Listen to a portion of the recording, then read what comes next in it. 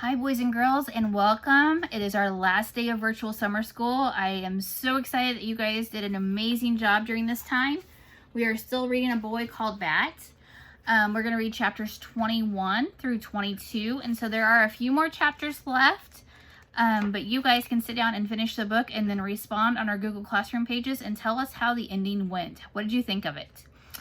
Also, boys and girls, just to remind you that I will not put a Kahoot out for our last reading as a special surprise. There's no Kahoot, so you guys just have to listen to the reading this week or for today on Friday, and then you guys are all done with virtual summer school. So get ready for chapter 21, page 140. Here we go.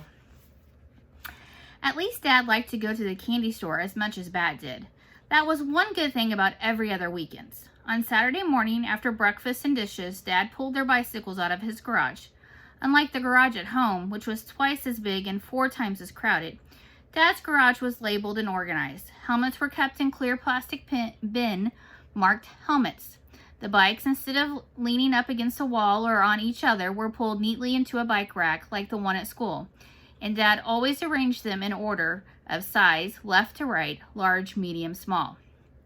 A metal rack in one corner held the car supplies, spare containers of oil, and a big jug of windshield wiper fluid, a little vacuum that sat ready on its charger. There was a tool bench too, an assortment of wrenches swung from the hooks across the front. Coffee cans held screws and nails. Sometimes Dad let Bat pound nails in pieces of scrap wood as long as he wore safety goggles. Bat approved of Dad's garage. It was just under a 1-mile ride to the Sugar Shack, Bat's favorite candy store. To get there, Bat, Janie, and Dad rode out of Dad's apartment complex and down a bike path towards Central Quincy. They crossed the river on a bridge made just for bikes and pedestrians before turning on 3rd Street. While Bat was double-checking the lock on his bike outside Sugar Shack, he heard someone say his name. It was Israel from school. It took Bat a second to figure out who he was because Bat hadn't ever seen Israel anywhere but at school and never on the weekend. "What are you doing here?" Israel asked. He was smiling in a way that showed almost all of his teeth. He had, Bat noticed, a piece of something green, maybe cucumber, stuck in between his front 2 teeth. "We're going to buy some candy," Bat said. "Cool," Israel said. Then he said, "We just had brunch next door." He pointed to the Broken Yoke Cafe.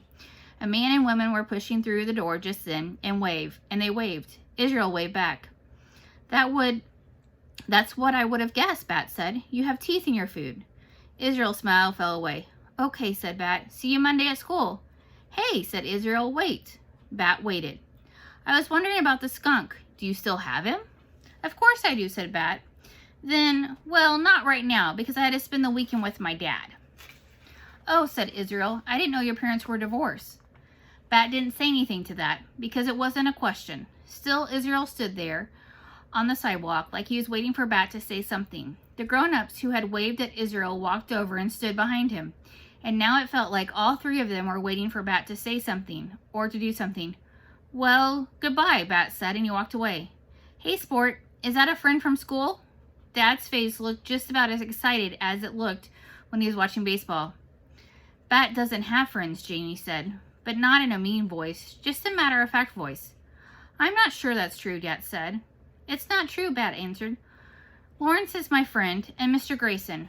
"Oh, Bat, grown-ups don't count," Janie said. Then she pulled open the door to the candy store and held it for Bat to pass inside.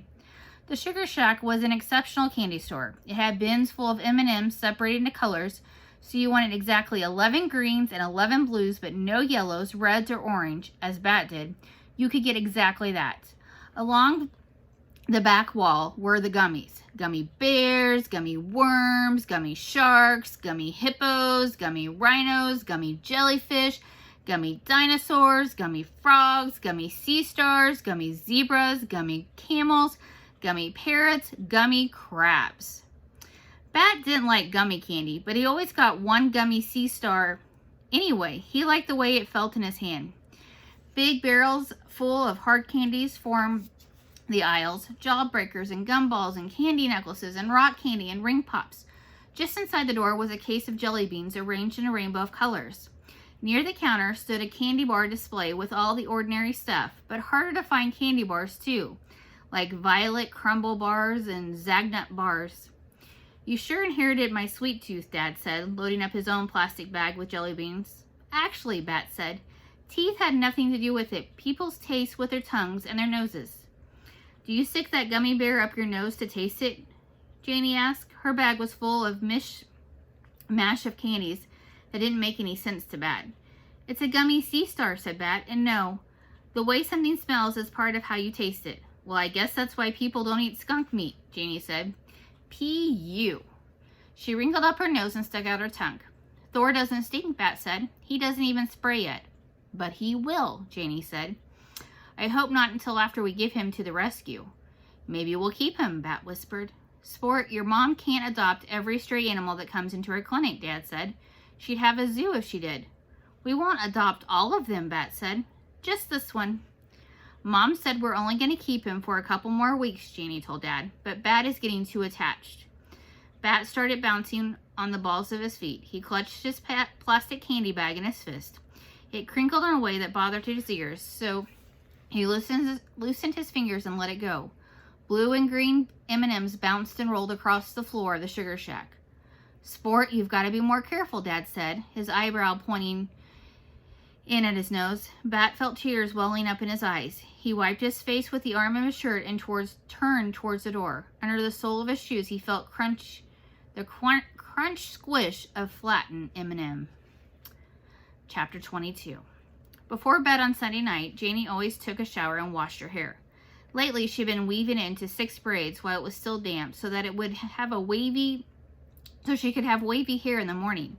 Janie's hair was usually stick straight like Dad and Bat's, though hers was dark brown instead of black. When she came out of the bathroom in her pajamas carrying her wide-tooth comb and 6 hair ties, Bat asked, "Can I braid it?" "I can do it myself," Janie said. "Let him try," Dad said from the couch, where he sat watching baseball on TV. He had an orange and black baseball cap on his head because tonight he was rooting for the Orioles.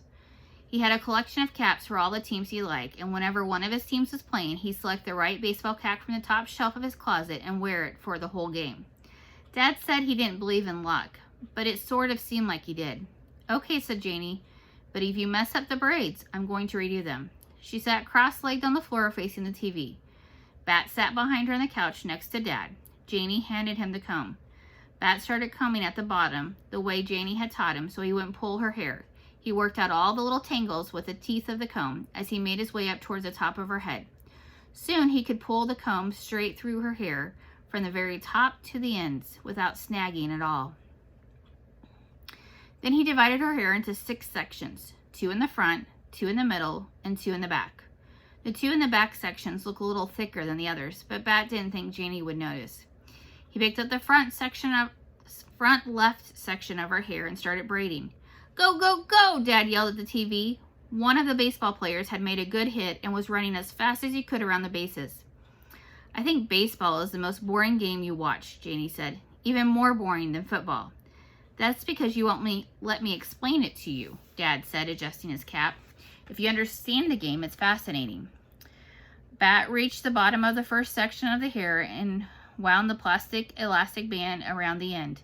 The braid wasn't perfectly neat and straight like the braids Janie did, but it wasn't bad. Moving on to the other front section, Bat focused on making the second braid even better than the first. "Make sure you're braiding it tight," Janie said, "so it's really wavy." "I am," Bat said. Bat loved braiding Janie's hair, even though he usually wasn't very good at hand things. He liked the feel of damp, heavy hair. He liked organizing it into a series of smaller, neatly contained braids. He liked feeling close to Janie like this, by helping her and touching her without having to have a big conversation that might turn into a fight. Getting along with people was hard for Bat. Figuring out what they meant when they said something or when they made certain faces at him. People were complicated, but braiding was easy.